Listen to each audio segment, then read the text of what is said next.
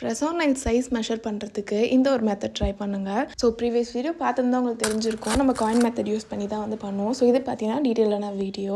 So நார்மலாகவே நம்ம fake நெயில்ஸ்க்குலாம் size எடுப்போம் இல்லையா? ஸோ இது பார்த்தீங்கன்னா நார்மலாக நம்ம ஹேண்ட் இருக்குன்னா அதை வச்சு பண்ணிப்போம். பட் இந்த மாதிரி ப்ரெசோனைல்ஸ் பண்ணும்போது அவங்க வேறு பிளேஸ்லேருந்து அனுப்புவாங்க. ஸோ அப்போ எப்படி சைஸ் எடுக்கிறதுன்னு பார்த்தீங்கன்னா இந்த மாதிரி நம்ம கண்ட்ரியோட கரன்சி யூஸ் பண்ணி ஃபோட்டோ நம்ம கிளைண்ட் கிட்ட வாங்கிக்கணும். ஸோ இப்போ அவங்க யூஸ் பண்ணியிருக்க அந்த சேம் இயர் காயின் எடுத்துகிட்டு நம்ம அந்த இமேஜ் மேலே ப்ளேஸ் பண்ணிவிட்டு நம்ம அந்த ஒரிஜினல் காயின் வச்சுருக்கோம் இல்லையா?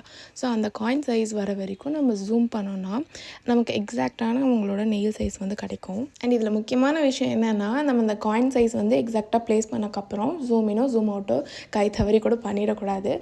ஸோ எக்ஸாக்டாக அந்த காயின் சைஸ் வச்சு மட்டுமே தான் நம்ம அந்த நெயில் சைஸ் கண்டுபிடிக்க முடியும். ஸோ நான் இந்த வீடியோவில் மார்க் பண்ணுறேன் இல்லையா 2 லைன்ஸ். ஸோ அதுதான் நமக்கு மெஷர்மெண்ட் பாயிண்ட். ஸோ அந்த லைனில் எக்ஸாக்டாக நமக்கு ஃபிட் ஆகிற மாதிரி நெயில் டிப் நம்ம சூஸ் பண்ணிக்கணும். அண்ட் இந்த ஒரு மெஷர்மெண்ட் மெத்தட்லையுமே நிறைய மிஸ்டேக்ஸ் வர சான்சஸ் இருக்குது. ஸோ அந்த மிஸ்டேக்ஸ்லாம் அவாய்ட் பண்ணணும்னு நினச்சிங்கன்னா அப்கமிங் வீடியோவில் டீட்டெயிலாக சொல்கிறேன். So follow for more. By.